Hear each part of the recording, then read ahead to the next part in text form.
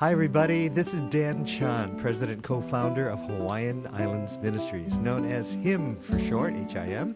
And welcome to the HIM podcast, where we interview cool people and cultural leaders, thought leaders, things that will really help us in our ministry, in our church. And we have a great guest today who's really going to help us build our churches, improve them, help them flourish even more.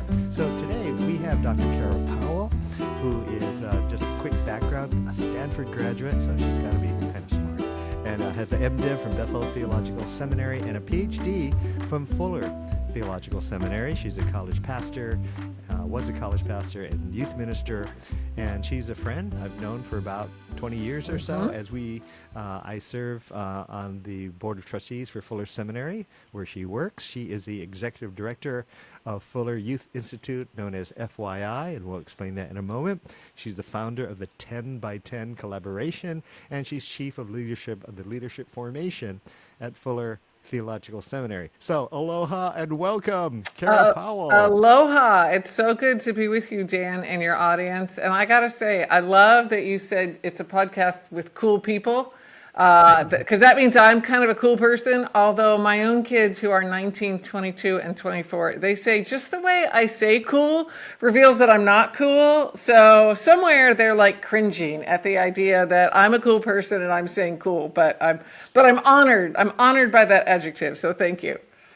Well, I'll talk to them that you are cool. Well, You're more than lukewarm. I can tell them okay. that. Well, thank you. Thank you. I will take that. I will take that. Thanks, Dan. Very cool. Very cool. And just so our guests know, Kara's beaming in from, I was going to say Pasadena, but I actually don't know if you're in I Pasadena. am in my home office in Pasadena, California, where one of Fuller's campuses is located.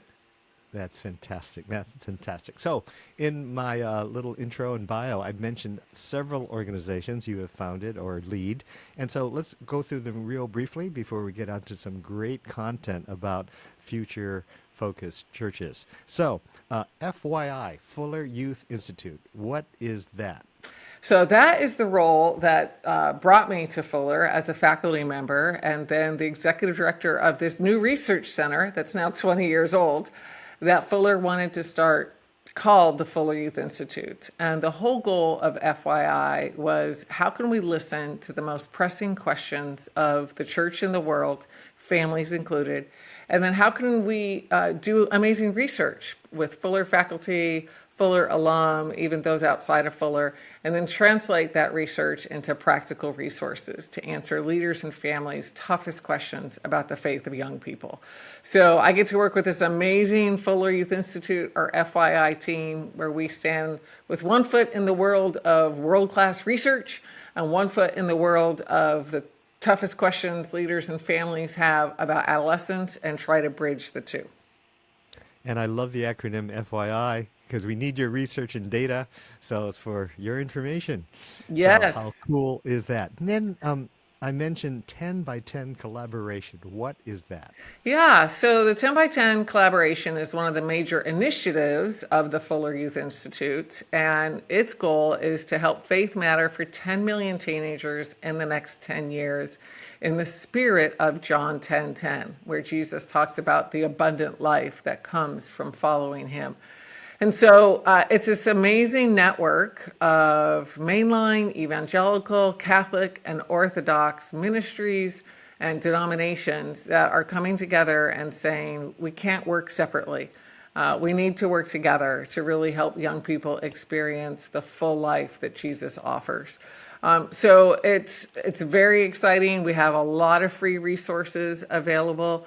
If folks want to check out what 10 by 10 is offering and how that might help their churches, you can go to 1010.org or 1010.org and find out more.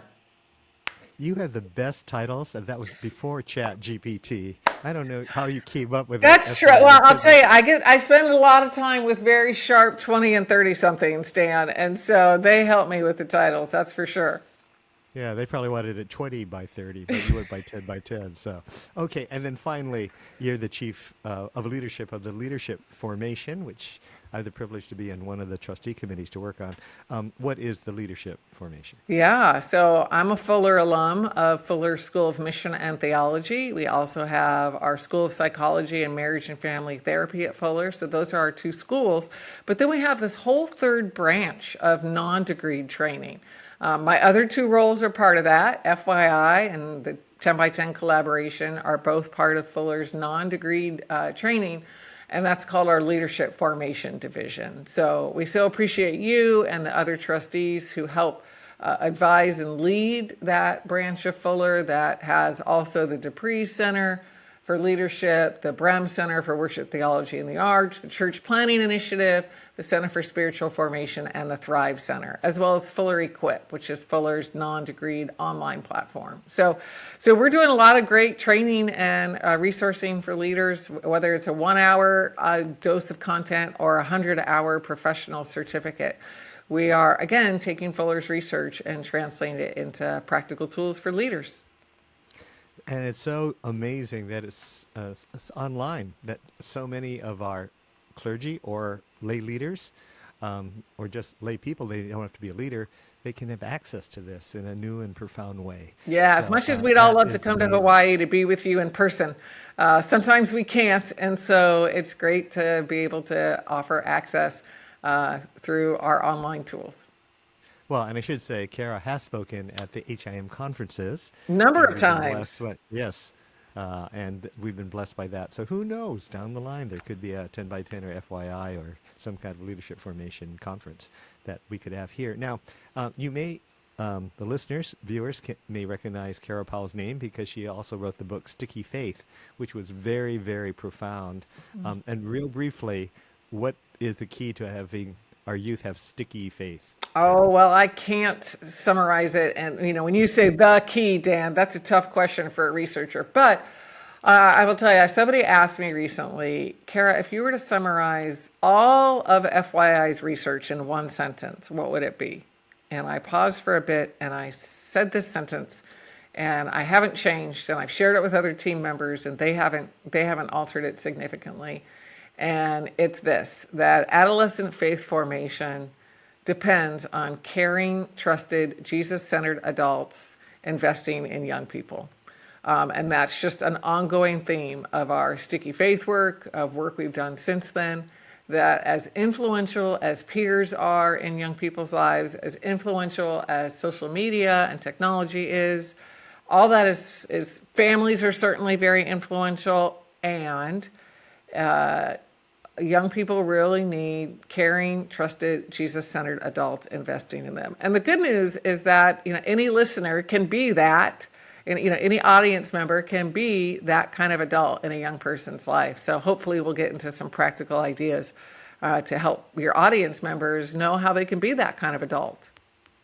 Yeah, and such an important book because it was written at a time where it became more evident that a lot of the youth were losing their faith after they graduated from high school. Yeah, I the forget best the percentage. It was a high percentage. Yeah, somewhere around 40 to 50% of youth group graduates from great churches like represented in HIM and great families like your audience. Somewhere around 40 to 50% of youth group graduates drift from faith and the faith community after they graduate.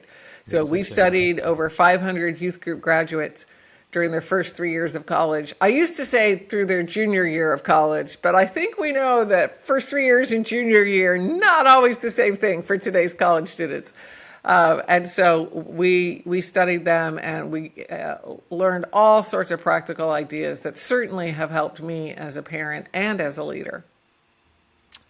And now we come, Sticky Faith was so helpful years ago, and now you have written with Jake Boulder and Raymond Chang a brand new book called Future Focused Church. In fact, it just came out a few months ago or a few weeks months ago. And so Future Focused Church. Now, why did you want to write this book at this time?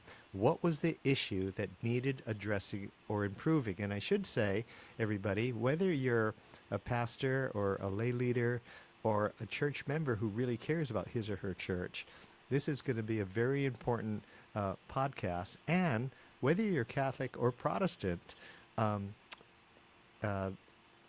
Kara's organizations Ministries help both Catholic and Protestant churches. So take a listen to this. So what was the issue that needed addressing or improving at this time? Yeah. So I'm so glad you asked, Dan.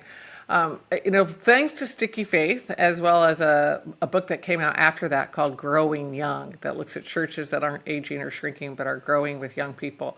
We got to do all these cohorts with churches. Churches wanted to really apply our research. And so we went through a number of cohorts that lasted a year.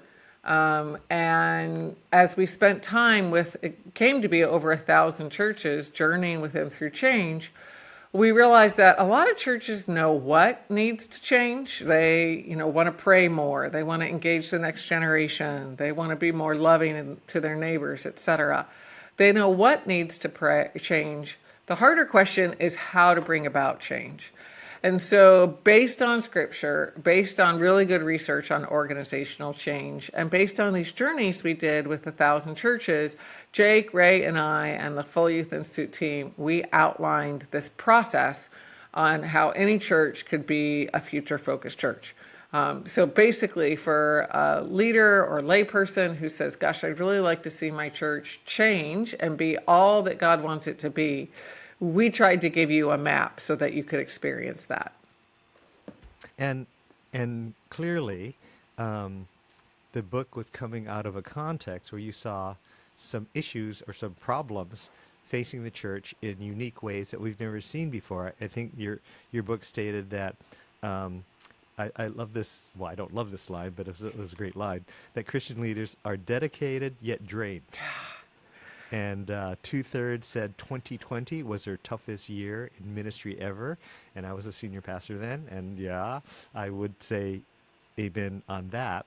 But then it said that 53% of religious leaders have seriously considered leaving pastoral ministry, and that's up from 37% in 2020. So I'm sorry, the 53% was surveyed in 23 and then 2020, so it went from 37 to 53%. Yeah. I mean, can we imagine if 53% of our pastors resigned, or church leaders, religious leaders? So that, that's a huge thing. And you saw that on the horizon and growing, right? Yeah, absolutely. I mean, part of what's great about Fuller is we're constantly interacting with sharp leaders like you, Dan, and like in your audience. And they, on the one hand, have a lot of vision. On the other hand, they're just often kind of beat down. One very respected leader I was interviewing yesterday, who spends, probably 10 to 15 hours a week in phone and Zoom calls with leaders. He said, there's just a malaise, is the word he used right now, with leaders who see things they'd like to change in their neighborhoods and in their world, and they aren't sure how to do that. Their churches feel more divided these days, so that makes momentum a lot tougher. And so what we wanted to offer was really a field guide for a church, whether the church wants to make a smaller change, which a lot of churches, that's what they want, is some smaller experiments, smaller change, or whether a church wants to make a bigger change. We wanted to give them a path that had worked for other churches, and hopefully can work for them too. So that's what we offer in 4 different zones in our book. And kind of a perfect storm brewing. So in addition to pastors or leaders feeling some kind of malaise or what to do, you reported that the nuns who have no faith have grown from 16 to 29% from 2007 to 2021. Yeah. And then there's the rise of the ums. Yeah. Which I'd never heard that phrase. Yeah. I don't know if you invented it or I just never heard of that phrase. So tell our listeners who are the ums? Yeah. No, I'm glad you pointed that out, Dan. And no, we didn't invent it. We cite who we got it from, but we had to do a lot of cutting of our book. That's often a challenge. Is we have so much that we want to say, and so then we have to go through and cut a third. And at one point, we were wondering, should we cut this reference to the ums? And I said, no, I just think it's so I think it so captures a lot of young people today, especially 20 somethings. And where the terms comes from is, if you ask somebody, well, what church are you a part of these days? And often there's I'm not really going to a church right now. I've kind of drifted since the pandemic. And, that's kind of, they start their answer with I'm really not into church right now. So I do think that we're seeing that with a lot of young people is there is a distancing. Young people, of course, are also struggling with mental health challenges. That's just one of the primary questions we get from leaders and caring family members is, I don't know how to respond to my anxious, stressed, depressed, maybe even suicidal young person. So there's a lot of challenges with young people these days. And unfortunately, as a church, we haven't built those trusted, Jesus-centered relationships that I talked about a few minutes ago. In the midst of the pandemic, which was really an opportunity for us in the church to love young people and tangibly care for them. Springtide Research Institute did a study of 13 to 25-year-olds, and only 10% a year into the pandemic had a leader from a faith community reach out to them. And that's any faith community, not just Christian. It could be any faith community. And now that's the bad news. The good news is in the same survey, 70% of young people said that they're more open to meaningful relationships now. They're almost hungry for it. So, that there is this bad news and good news that I would say we're seeing with young people. There's the bad news about them not having the relationships that we wish they had with Jesus-centered adults. But the good news is they are open to that. And so we feel like this is a real opportunity for the church and for Jesus-following adults. Well, that's an amazing statistic I had not known, and that it kind of makes me think of the late Pope Francis, who challenged the priests to smell like the sheep, get out from behind the desk and be with the people. Yeah. And you are in a sense saying, hey gang, if you're a religious leader, if you're a dedicated church member, Yeah. make relationships with young people, with all people, and that can make a significant difference, especially with the rise of Yep. which I've never heard of, those who take their faith seriously in general, but have stopped participating in the church, Yeah. and the rise of the nuns, those Yeah. who have no faith. And so let's get into your book and the strategizing. Now, just to kick it off, you said your concern is that the church, if it doesn't make healthy changes, that it could become like Blockbuster, the seller of videos and Betamax and VHS and or even DVDs at some point. But what did that mean? That the Yeah. church might become like Blockbuster? And I realize you could put in another company name like Kodak or something, but not to beat up on Blockbuster.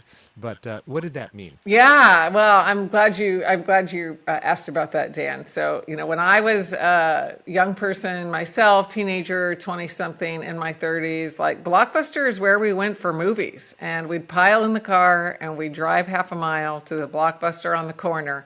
And then we'd just walk through the aisles looking at hard copy DVDs, which some of your audience maybe have never even seen, but hard copy DVDs. And hope that they were in stock and that we could get that new release or classic movie that we wanted. And Blockbuster was dominant. Like you didn't talk about getting a movie, you talked about going to Blockbuster, and that meant the same thing. And along came this young upstart named Netflix. And Blockbuster had every advantage in terms of size, market share, finances, but Blockbuster wasn't really changing. And Netflix did change. Netflix said, hey, you don't have to come to the neighborhood store. We'll mail you a DVD. That was the early days of Netflix. And then, eventually, obviously, of course, streaming on Netflix, and Netflix is creating its own content, and on it goes. And so, what we say is we don't want churches to be like Blockbuster. We don't want them to be, this kind of institution that hasn't changed. And, as a result, there's literally one Blockbuster store in the world, in Oregon. There's one Blockbuster store still open. Whereas Netflix, my hunch is most of your audience have watched something on Netflix within the last week or maybe even the last few days. So, we absolutely want the church to be rooted in Scripture and rooted in an understanding of our history, and then really open to fresh ways that the Holy Spirit's going to work and fresh ways to experience spiritual practices. And so, we say we'd rather have churches be more like Netflix than like Blockbuster. And I hope listeners appreciate this. It just shows Carol's a lot younger than I. She's talking about DVDs, but in my year it was VHS and Betamax videotape, and then it went to DVDs. Yeah, that's true. Then it went into the wave where elephants go when they die or something. And again, you could mention, Kodak or Yeah. Radio Shack or whatever. Kodak had the market share, but they thought it was about chemicals, but it wasn't. It was about photos and memories, and they never thought digitally. Yeah. So, all right, so churches need to change, but then you also had a startling fact in your book, that the brutal fact is that about 70% of all change initiatives fail. So you are encouraging churches to say, faith communities to say, yes, we need to change to either keep up with the times or to be relevant, to address the nones and the ums. But without some coaching from a book like this, Future Focused Church, there's a good chance it's going to fail. Do you want to address that? Yeah, thank you for pulling out that statistic. It's from Harvard Business Review that, yes, 70% of change efforts fail. And that's data wasn't taken from churches. But Dan, my hunch is you'd probably agree with me that I don't know what the percentage for churches is, but I don't think it's lower than 70% in terms of change efforts failing. And so, the good news is that, and we feel this way in general about our research, is it's just nice to not have to guess all the time. And so often as a leader or as a parent, I feel like I'm, kind of guessing. And that's where we thought, well, what if we could take what Scripture has to say, what research has to say, what we've seen in real life churches, and create a process that leaders could walk through, and really this book can kind of be their coach as they try to make the changes that they want to make. And I think you're right. I think people want to change, and they don't, but they don't know how. They don't have a process. So what is part of your process that perhaps is unique with future focused churches, as you call them, that perhaps others have not either highlighted or collated in a way, in an organized fashion that would be very helpful for the common layperson? Yeah. So I'll start with one or two of the shifts that we think are important to make. First off, so our map for how you make change, it has 4 different zones, and they sound a bit like a Dr. Seuss rhyme. It's who, here, there, and how.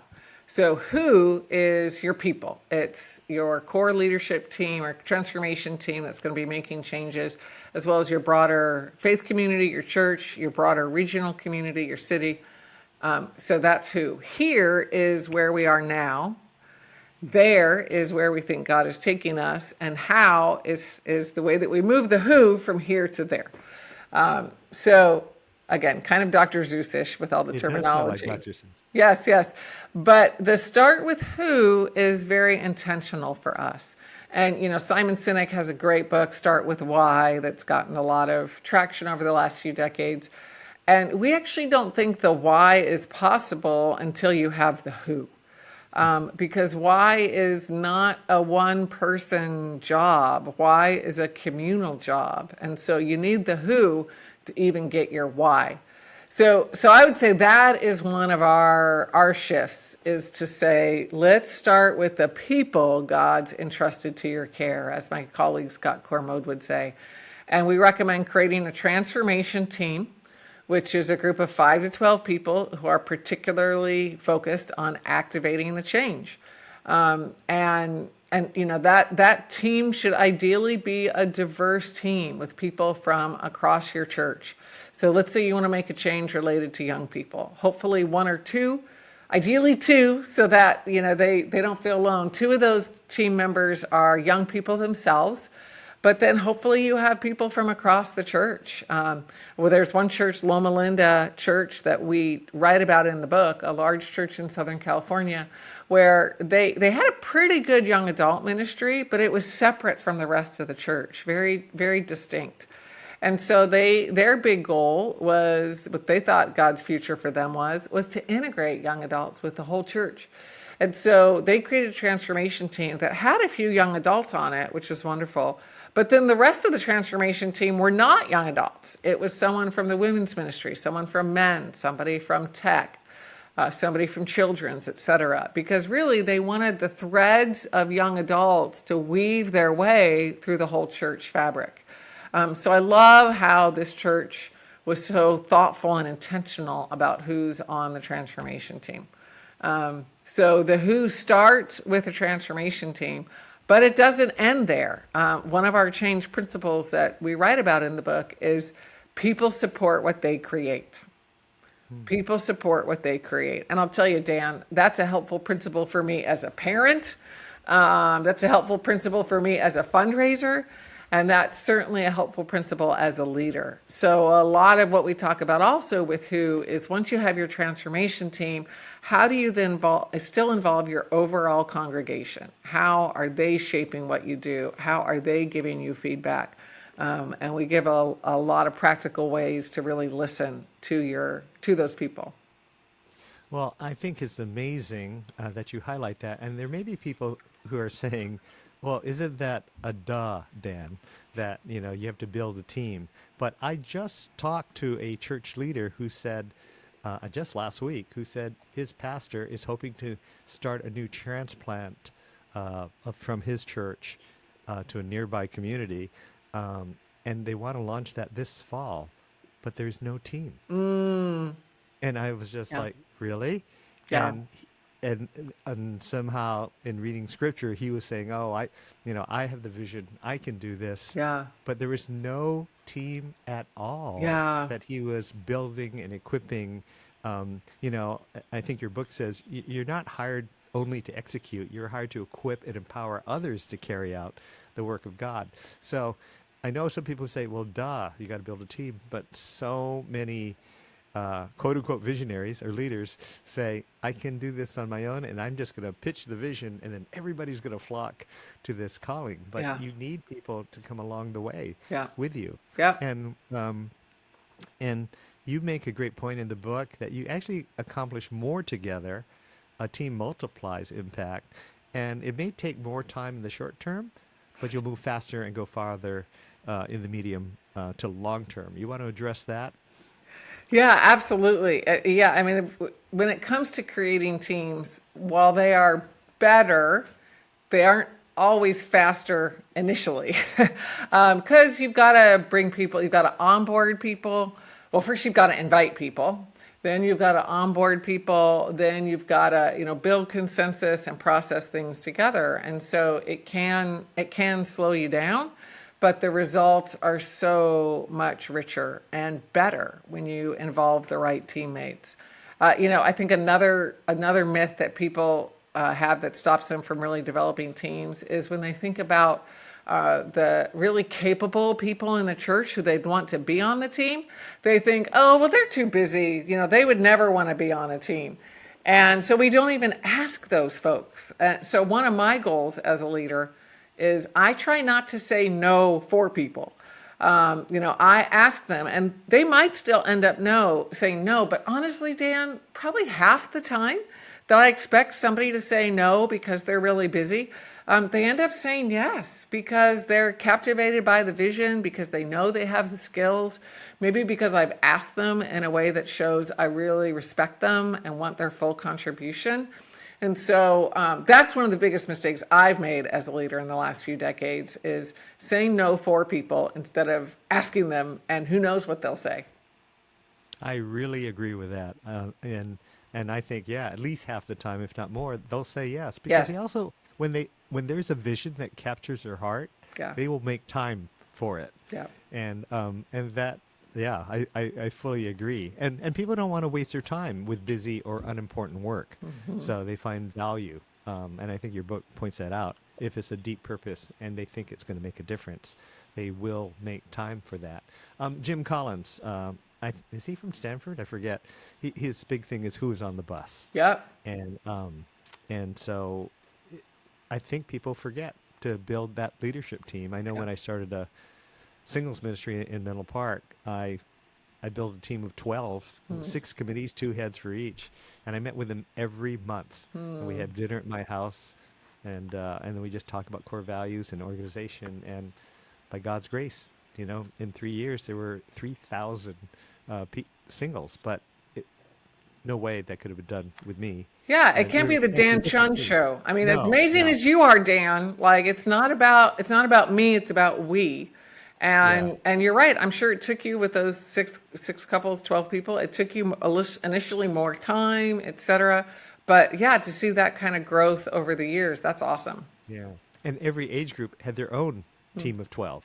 That's So great. there was almost like every week it was a different team at my house having a potluck dinner. Now, but a lot of people are afraid about what it might mean to be a future focused church with change. Yeah. And you list an amazing 10 things that I just thought were right on of people's fear Yeah. of change. So I'm going to list 5, and you can cherry pick which one you would like to address. But Perfect. one of them is that if you want to build a church with young people in the future, if you focus only on young people, you will leave older generations behind.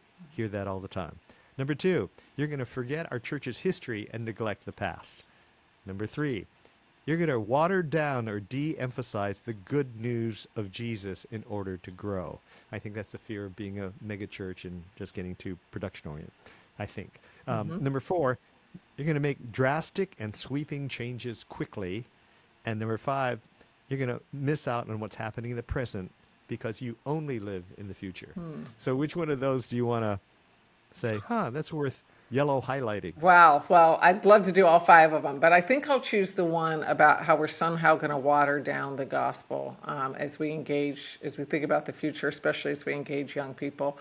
Well, first off, what we see consistently with young people is they want challenge. They have big dreams. They want support, but they certainly also want challenge. And so, the young people want a God-sized gospel to be part of. The other thing that we're seeing specifically with young people these days, Dan, you and some of your audience, you might remember, I'm sure you remember, previous talk about seeker-sensitive and seeker-friendly churches, et cetera. Like, let's make church as much like a movie or as much not like church as possible. And I'll tell you, that is not what's connecting with today's young people. Like, they want church to be church.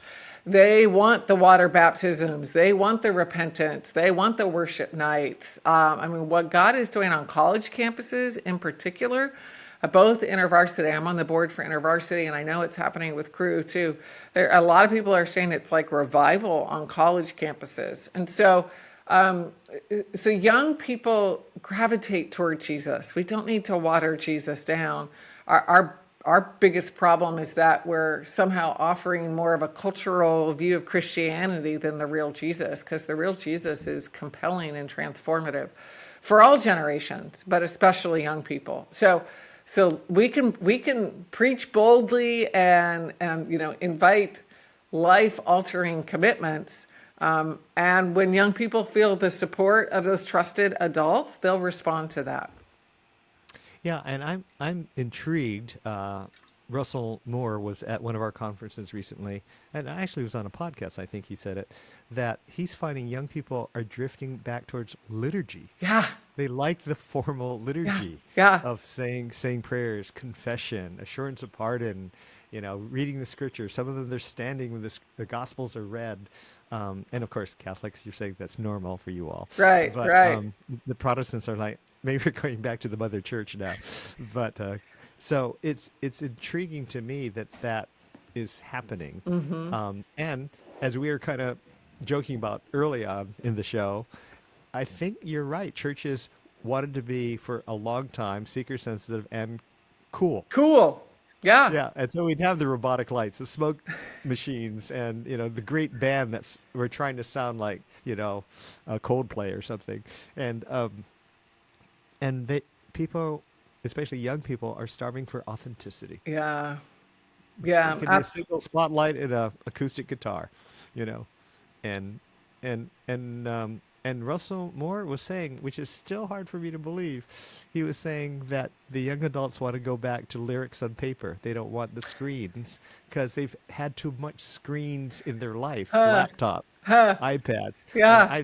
I still have a hard time understanding that. So maybe there's a bigger change on the continent of the United States that I don't know about. Yeah, But yeah. Well, I got to say, I haven't quite seen what Russell's describing in terms of hunger for paper when it comes to lyrics. Yeah, that certainly could be the case, and I respect Russell. He's right almost all of the time, so he's probably right there.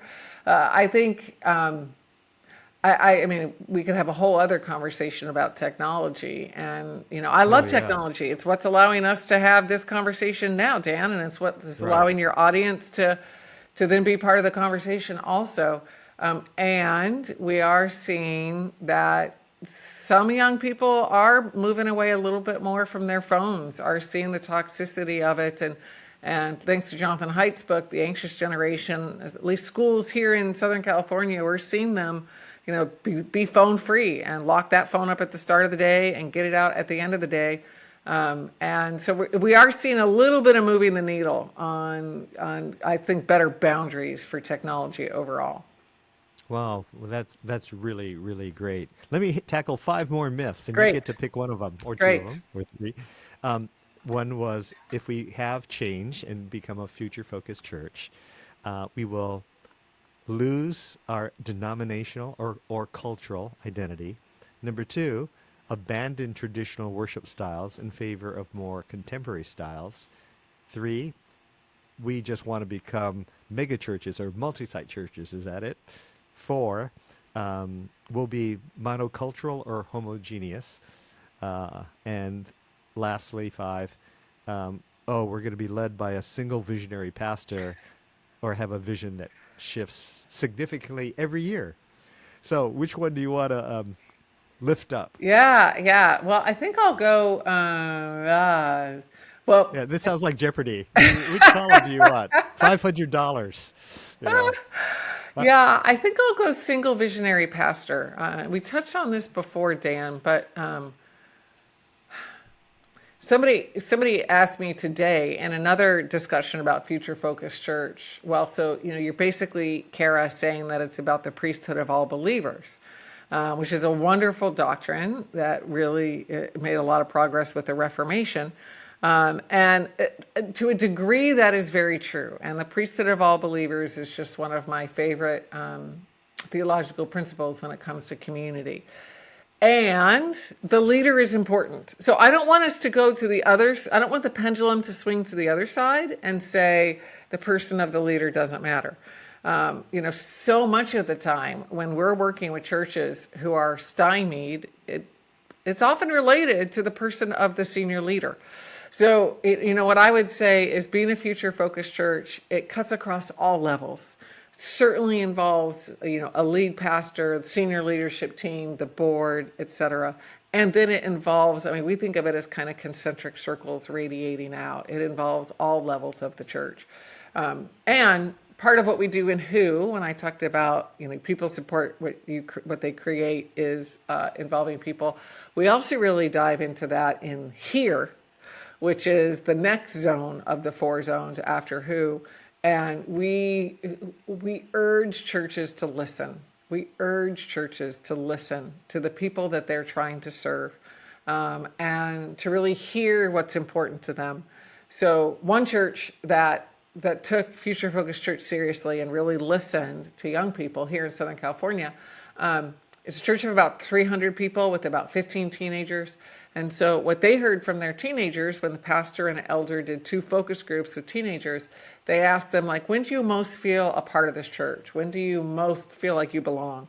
And the teenagers said, when people from the church show up at our stuff, when they show up at our soccer games, when they show up at our Boy Scout events, when they show up at our plays, And so this elder and deacon thought, well, we could create a Google Doc and dump in, kids' events so youth ministry volunteers can go.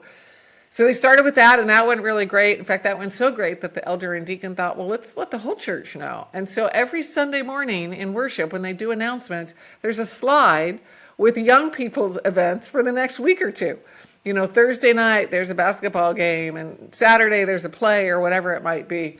And so, one of the pastors who's been going through this, he told me that he recently went to a 16-year-old soccer game to support her and stand there and cheer with her parents. And he looked down the sidelines, and there's an 81-year-old from the church, there cheering her on. So there's so many great things about what this church did by listening, by acting tangibly, by creating a way that every weekend worship service, they're spotlighting young people. I mean, what does that mean to you as a young person if every weekend you're hearing your friends and your own events being discussed? So that's just one example of a church. And I love that it's a small church too. One of the other myths you mentioned is that we all want to be large churches. Small churches have a lot of advantages in terms of relational depth and relational closeness. And this church was able to leverage that. Hey, this is Dan Chun. You know what? If you've heard something that you really like, hit that share button because it would really be a blessing to somebody else. And you know what? The added blessing, it's a blessing to me because it would really help this show. So go ahead, hit that share button. Thanks. Wow, and you mentioned in your book, Scott Cormode, who's a Fuller prof, that leadership begins with listening. Yeah. And I thought when I read that, I was thinking of the often repeated theme by the new Pope Leo XIV. He keeps saying, "I'm here to listen. I'm here to listen." And when he goes to a new community, "I'm here to listen." Wow. And he's just sending out a message. I'm not going to force some new program down your throats, but I'm here to listen. And I think that works, but not all people like that. They want something really fast. I remember, again, back in my time at Menlo Park, during the interviews, they said, "So what's your plan to build a singles ministry?" And I said, "Actually, I don't have one. That I'm going to have to listen for the first half a year or 5 months to figure that out." And I knew that could have sunk the hiring of me. Yeah. But I said, that's the reality. Yeah. I mean, clearly, I'm going to say singles is not a second-class citizenship in the church, and we're going to create a safe place for them, broad strokes. But Sure. there was no programmatic thing. And then you mentioned in your book, we need to discover people's, quote, mental models. And it's the way we see and make sense of the world. So can you unpack that a bit more? Because it seemed to be a pretty big theme in the book, and that's something we often forget when we're trying to create change. Yeah. Well, that's also a big Scott Cormode phrase. So it's very fitting that you brought that up after quoting something else from Scott. Scott's a good friend of the Fuller Youth Institute and such a wise faculty member. And his point is, we all have mental models of all sorts of things. Like when we think about a marriage, we have a picture of what that's going to be like. When we think about friendship, and when we think about church, we have mental models of what we think that's going to be like. When we think about the worship service, we all have a mental model of what we think that's going to be like. And it's hard to shift those mental models because those ruts get pretty deep that we drive down. And so one of the ways that Scott's helped a lot of churches both expose mental models and maybe even shift to a different mental model is by experiments. And so, Dan, we devote a whole chapter to what we call experiments on the edges. This was also one of the fears that you mentioned of the 10 is this idea that we're going to change really quickly or disrupt a lot. And I mean, every church needs to figure out its own pace of change. But for a lot of churches, the best way to bring about change is experiments not in the center, not in the belly of the beast, so to speak, but experiments that are more peripheral. So that make their way in. So we tell a story in the book about a youth pastor who wanted their church to be more intergenerational, but knew he had no authority over the worship service. There was not a lot of domains where he could, exercise full authority across the church. There was the youth ministry, and then there was a missions trip that he planned with the missions pastor. So he and the missions pastor agreed, we're going to make this an intergenerational trip. So they recruited 40 adults, I think 41 adults and 19 teenagers. And honestly, they were doing training meetings ahead of time, and it was not looking good, Dan. They were the first meeting, they tried to get the teenagers and the adults to mix. And of course, the teenagers stayed separate, the adults stayed separate. At that first meeting, Keegan, the youth pastor at the time, he made a speech. He said, students, we know you think that the trip will be more fun with adults. And adults, we know that you think the trip will be faster and easier without teenagers. But we're going to work together. He made the speech, the first meeting, the second meeting, the third meeting. One of the adults, who was like a 60-year-old construction person, raised his hand after Keegan made that speech and said, how many times are we going to have to hear you make that speech? Very in front of the teenagers, he raised this question. They go on the trip. Keegan is not sure how it's going to work out. By the third day, adults and young people had melded to the point that at the end of the third day, one of the people leading one of the construction sites raised his hand and said, gosh, these teenagers are so amazing. I want more teenagers on my crew in the future. And it was the same adult who had said at week 3, how much more are we going to have to hear you give us this lecture? But he had been changed. Well, fast forward, they get home. This momentum from the summer missions trip worked its way inside. So all of a sudden in the worship service, when it's time to greet, to pass the peace, teenagers are sprinting across the worship center to find adults and greeting them. And then that's causing other adults to say, why didn't that 16-year-old just hug you? They created care packages. They created prayer partners. They created all these things that built momentum off of the mission trip that eventually did change the worship service.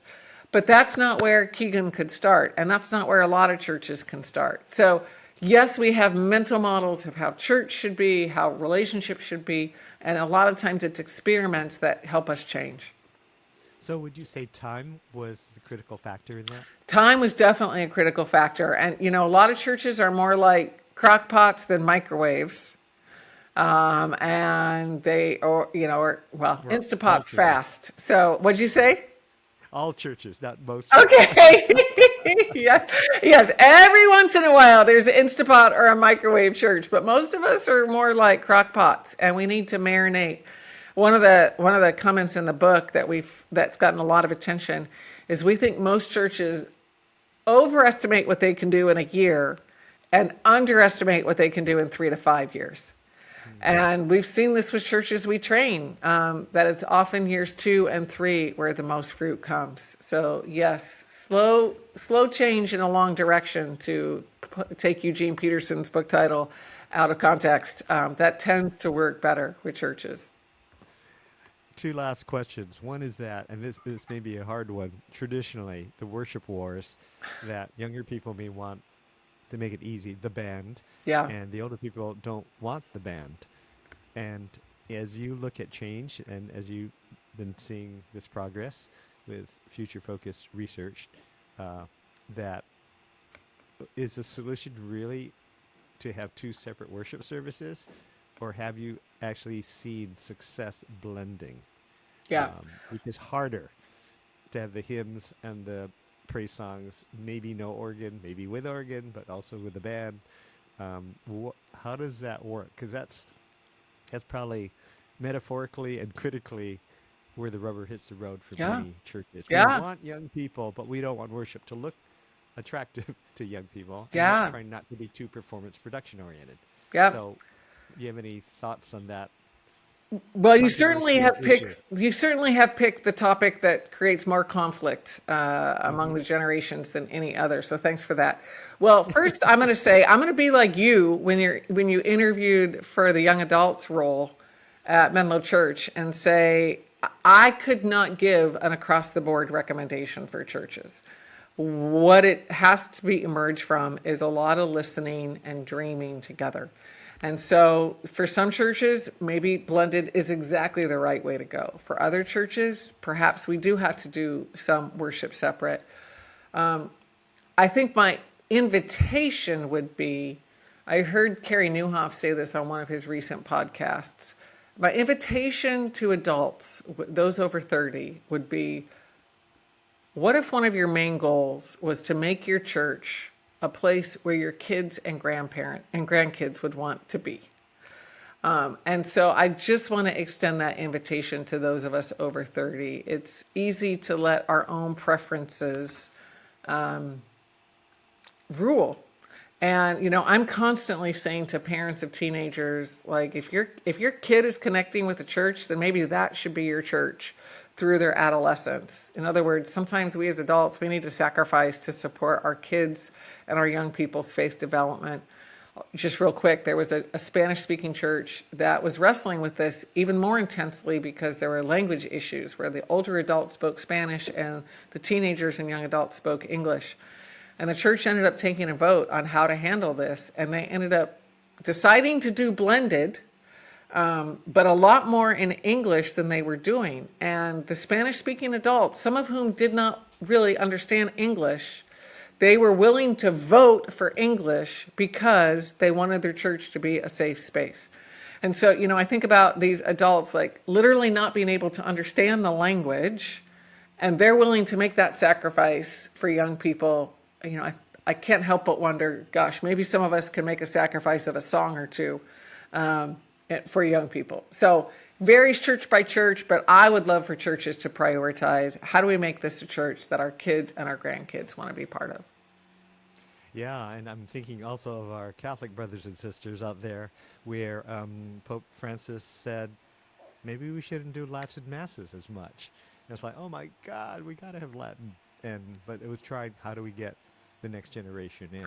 So, Well, I'll yeah, just say Pope Francis's work on accompaniment, that's a really powerful verb or noun, accompany or accompaniment, that he champions for intergenerational mentoring.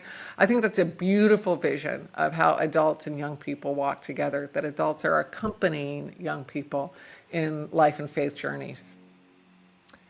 and finally, your book talks about how the reality is that churches change all the time.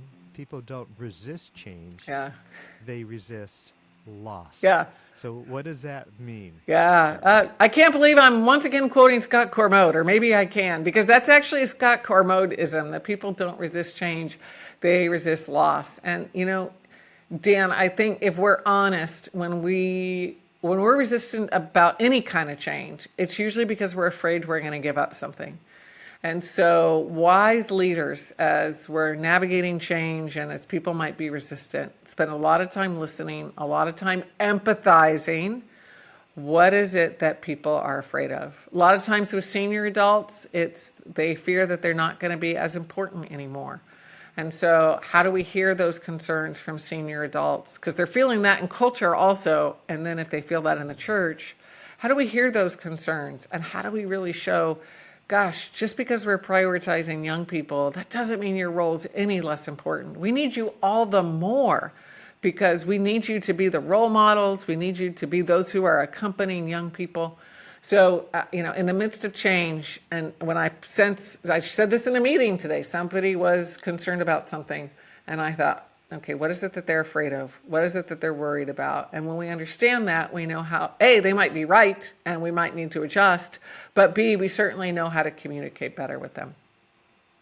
Yeah, and normally when there is resistance, there are always seeds of truth in it, right? Mm-hmm. I mean, when Joshua and Caleb said we could take the promised land, they said no, like there are fortified cities there, there are giants there, or like grasshoppers. That was all true, Yeah, right. and yet the right answer would have been take the land Yeah, and not wander for 40 years. You're only 3 days away. right, Um, right. Yeah. and I love how your book quotes one of my favorite people, Ron Heifetz, Mm-hmm. about adaptive change, Yeah. and change stimulates resistance because it challenges people's habits and beliefs and values, and takes them. They will suffer a loss, and that's what they fear. And thought that was very profound, Mm, Kara, yeah. that you tied Thank that you. all together. He's a Harvard guy too, I think, isn't he I now? think Yeah. so. Yep. Yeah. Well, golly, Kara, this was so awesome to give you a quick peek into your latest research and your latest book. But behind it all is just your heart Mm, that you really are serving the local church, mm, and you really want churches to do well, to be developed, to flourish, and live out the mission that Jesus has called them to, and maybe jump over some hurdles uh, and bypass some things that they don't need to deal with yep. at Yep. times. But so blessing on you, Kara. Thank you for all that you have done and are doing and will do. And so God bless you. Thank you so much. And to our viewers, I want to say thank you for being with us. And of course, if you like all these podcasts, hit subscribe or follow. And if you want to give some money to keep us sustainable, that would be awesome too.